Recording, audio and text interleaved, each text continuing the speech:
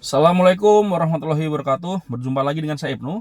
Seperti biasa kita akan membacakan isu monitoring kali ini untuk tanggal 18 September 2025. Yang pertama tentu saja terkait perombakan kabinet, reshuffle kabinet ya. Presiden Prabowo melantik sejumlah menteri, wakil menteri dan pejabat baru di Istana Negara. Presiden Prabowo ya lewat Kepres nomor 96 ya garing P tahun 2025 tentang pemberhentian dan pengangkatan menteri dan wakil menteri negara 2024-2029. Dua menteri yang dilantik yakni Jamari Caniago sebagai Menko Polkam ya menggantikan Budi Gunawan, Erick Thohir sebagai Menpora menggantikan Dito ya. Lalu tiga wakil menteri baru adalah Afrian Sahnur Wamenaker menggantikan Ebenezer, Rohman Marzuki ya Wamenhut, lalu ini Gerindra kalau tidak salah ya. Lalu Farida Farica ya Fariha ini dari PKB sebagai Wamenkop, wakil menteri koperasi. Jadi Wamenkop kan sebelumnya Ferry Yuliantono naik sebagai menteri koperasi, wakilnya sekarang adalah Farida Farika. Caimin nih jago juga ya Caimin nambah kader PKB yang di kabinet. Lalu pejabat setingkat menteri yaitu Angga Raka Prabowo, kepala Badan Komunikasi Pemerintah ya. Ini menggantikan Hasan Nasbi yang sebelumnya nama PCO sekarang jadi Badan Komunikasi Pemerintah. Lalu Kodari ya yang sebelumnya wakil ketua PCO sekarang menjadi kepala staf presidenan menggantikan AM Purtanto ya. Lalu ada Nani S Dayang sebagai wakil kepala Badan Bergizi Nasional ya, wakil BGN. Lalu juga ada Sarah Sadika sebagai kepala LKPP. Kepala LKPP ini sebelumnya adalah dari PDI Perjuangan loh ya, Hendy yang kemarin nyalon di wakil gubernur Jawa Tengah. Sebelumnya adalah wali kota Semarang, kotanya kelahiran saya ya. Ada juga Ahmad Doviri ya, beliau sebelumnya sebagai wakil Kapolri, terakhir Juni atau Juli pensiun, sekarang ditunjuk sebagai penasihat khusus presiden ya, bidang keamanan, ketertiban masyarakat dan reformasi Polri. Oke, selanjutnya posisi Menteri BUMN kosong. Prabowo tunjuk pengganti sementara. Ya, setelah Erick Thohir menjadi Menpora, kursi Menteri BUMN kini kosong. Menteri Sekretaris Negara Prasetyo Hadi menyatakan Presiden Prabowo akan menunjuk pejabat ad interim dari jajaran Wakil Menteri BUMN. Saat ini ada 3 nama, yaitu Kartika Wirjoatmojo, Aminuddin Ma'ruf, dan Doni Oskaria. Ya, kemungkinan Doni Oskaria ya, karena beliau di Danantara juga. Namun keputusan resmi belum ditandatangani Prabowo. Ya, Prasetyo Hadi menegaskan penunjukan ini bersifat sementara sembari Presiden menyiapkan nama definitif. PCO bertransformasi menjadi Badan Komunikasi Pemerintah. Menteri Sekretaris Negara Prasetyo Hadi menjelaskan alasan mengubah Kantor Komunikasi Presiden atau PCO menjadi Badan Komunikasi Pemerintah. Menurutnya perubahan ini bertujuan memperluas cakupan komunikasi tidak hanya di lingkup kepresidenan tetapi juga di seluruh pemerintah. Jadi semua lembaga negara dan kementerian ya. Evaluasi menunjukkan perlunya perbaikan komunikasi agar lebih sinkron antara pusat, provinsi dan juga daerah. Angga ini sebelumnya dia Wamenkomdi. Selanjutnya, Mahkamah Konstitusi melarang pemohon uji formil UU TNI hadir langsung. Ya, Mahkamah Konstitusi melarang pemohon uji formil Undang-Undang Nomor 3 Tahun 2005 tentang TNI hadir langsung di gedung MK. Ya, pemohon perkara yaitu Abu Rizal Biladina mengaku diminta mengikuti sidang secara virtual tanpa penjelasan rinci. Jadi maksudnya gini, ini si pemohon tentang undang-undang judicial review tentang undang-undang TNI ini sama MK diminta untuk hadirnya secara virtual saja ya. Gina Sabrina menyatakan heran karena sidang biasanya digelar hibrid. Ya, mereka bahkan sempat menyurati panitera untuk meminta izin hadir secara langsung. Hakim MK Eni Nurbaningsih menjelaskan Ya, sidang virtual dipilih karena ada 18 putusan yang dibacakan bersamaan sehingga kehadiran fisik dikhawatirkan menimbulkan penumpukan pihak yang hadir di gedung Mahkamah Konstitusi. Selanjutnya, Presiden Prabowo siapkan evaluasi Polri lewat Komisi Reformasi. Ya, Menteri HAM Natalius Pigai menyatakan Presiden Prabowo Subianto akan segera mengevaluasi institusi kepolisian sebagai bagian dari transformasi Polri. Evaluasi ini menurut Pigai bukan menyasar individu, ya, tapi menyeluruh, kredibel, akuntabel, profesional, dan berkeadilan. Selanjutnya, Polri akui kerepotan saat polisi berpangkat tinggi jadi pelaku kriminal. Wadirtipidum, ya, Bareskrim Polri, Kombes Burhan Rudi Satria mengungkapkan perlunya perluasan cakupan perlindungan saksi, ya, termasuk bagi anggota Polri. Menurutnya, penyidikan sering menemui kendala ketika kasus melibatkan polisi berpangkat tinggi karena bawahan enggan memberi keterangan secara jelas. Wah, ini pengakuan yang bagus ya, dari Kombes Burhan, ya. Selanjutnya, MK tolak gugatan PSU Pilkada Papua pasangan Ben-Hur Konstan. Ya, Mahkamah Konstitusi menolak seluruh permohonan sengketa hasil pemungutan suara ulang di Pilkada Papua 2024 yang diajukan oleh Ben-Hur Konstan. Ya, dalam putusannya, dalil pemohon tidak terbukti dan tidak beralasan hukum. Oke. Jadi ini karena ada tuduhan, ya, Menteri ISDM Bahlil Lahadalia mengampanyekan pasangan Matius Fakhiri dan Aryoko Rumaropen. Nah, ini tidak terbukti menurut MK. KPK ingatkan korupsi alkes dan farmasi ancam nyawa pasien. Wakil Ketua KPK Ibnu Basuki, ya, Widodo menegaskan korupsi di sektor farmasi dan alat kesehatan tidak hanya merugikan negara tapi juga membahayakan nyawa pasien. Menurutnya, korupsi menurunkan kualitas produk, merugikan finansial negara, dan melemahkan layanan kesehatan. Alkes ini salah satu proyek favorit, ya. Harganya nggak gelap-gelap banget, tapi mungkin bisa di-up-nya lumayan tinggi. Wapres Gibran absen di pelantikan menteri, tinjau program MBG di Papua. Ini yang kemarin ditanyakan, ya.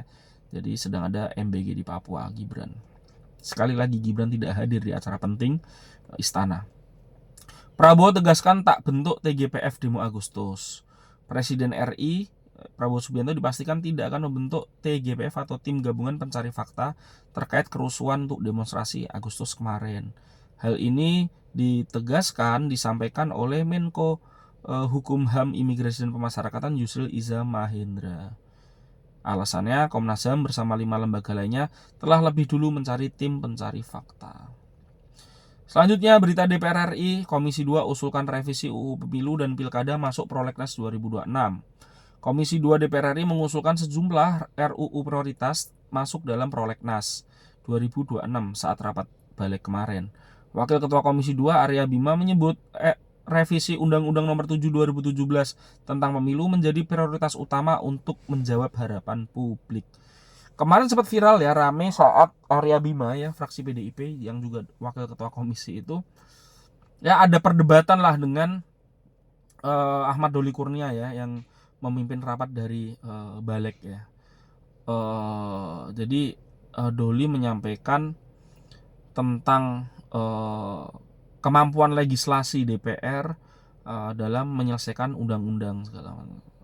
Terus Arya Bima seperti tersinggung, ya. Dan itu rame lah, sempat viral, ya.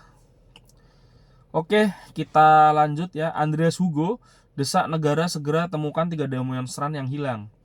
Wakil Ketua Komisi 13, ya, Andre Hugo Parera dari PDIP menegaskan pemerintah khususnya kepolisian harus segera menemukan 3 demonstran yang hilang sejak aksi 25-31 Agustus kemarin.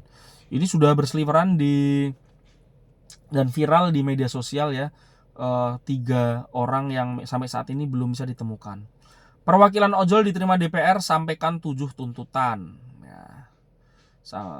7 tuntutan ini salah satunya adalah yang rame, ojol meminta menurunkan biaya potong dari aplikasi dari 15 ke 10%. Kalau 5%-nya itu untuk asuransi kalau tidak salah, ya.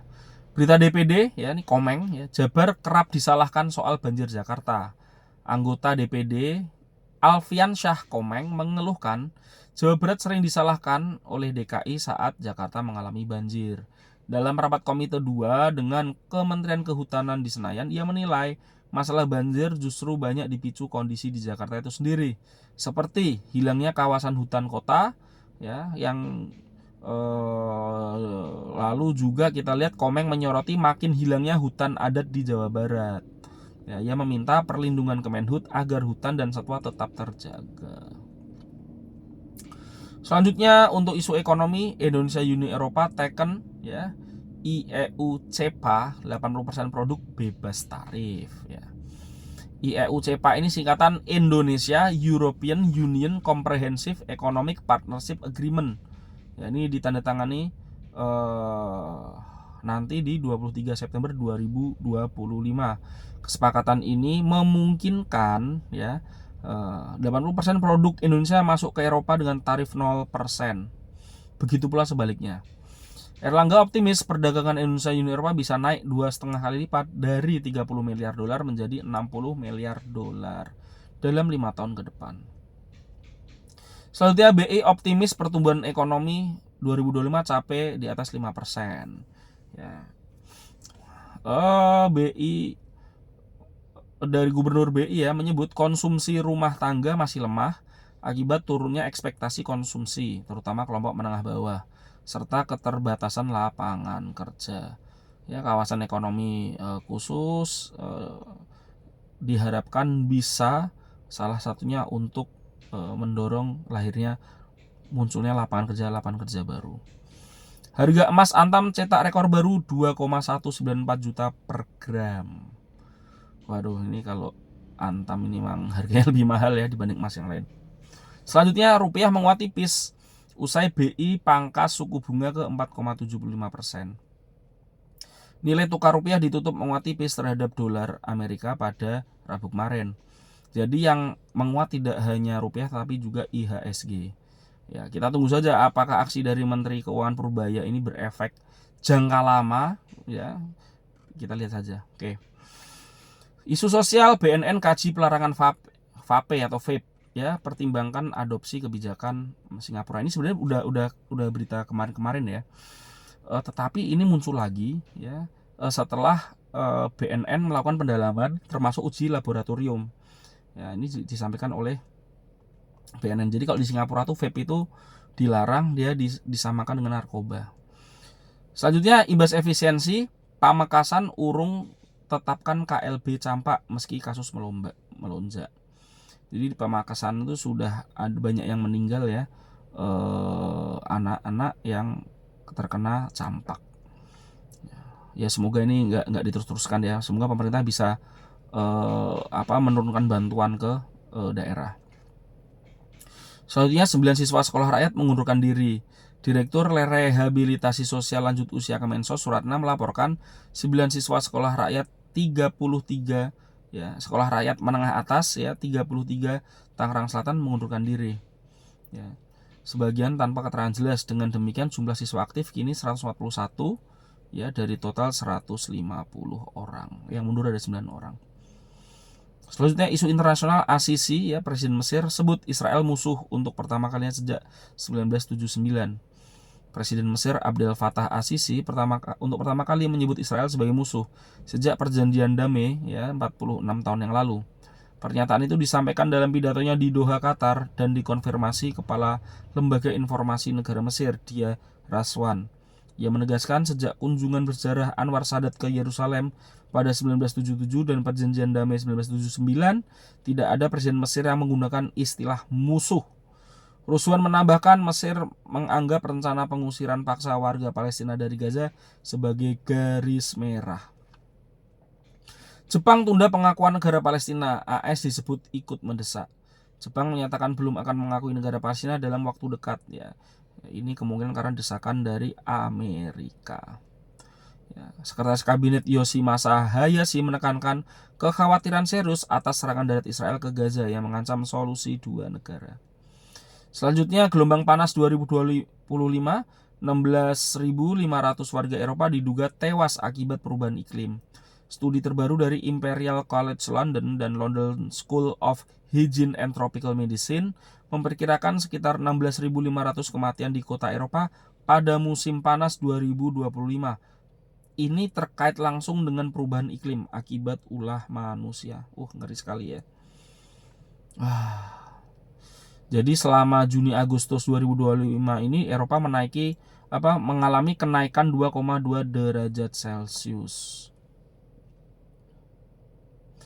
Trending media sosial Erick Thohir Menpora dan PSSI. Jadi ini apakah Erick Thohir akan tetap menjadi ketua PSSI atau tidak, kita akan lihat saja, karena ini terkait aturan statuta FIFA ya, yang tidak boleh dari pemerintah atau negara itu ikut campur di urusan lembaga bola, dalam hal ini PSSI kalau di Indonesia. Kan Erick Thohir sudah menjadi menteri olahraga dan langsung mengurusi olahraga ini, apakah tumpang tindih nanti kita lihat. Kalau Erick Thohir sendiri bilang dia akan menunggu keputusan FIFA apakah Erick Thohir ini boleh jadi ketua PSSI atau harus mundur ya. Kira-kira itu yang bisa saya sampaikan. Terima kasih. Kita akan berjumpa lagi. Wassalamualaikum warahmatullahi wabarakatuh.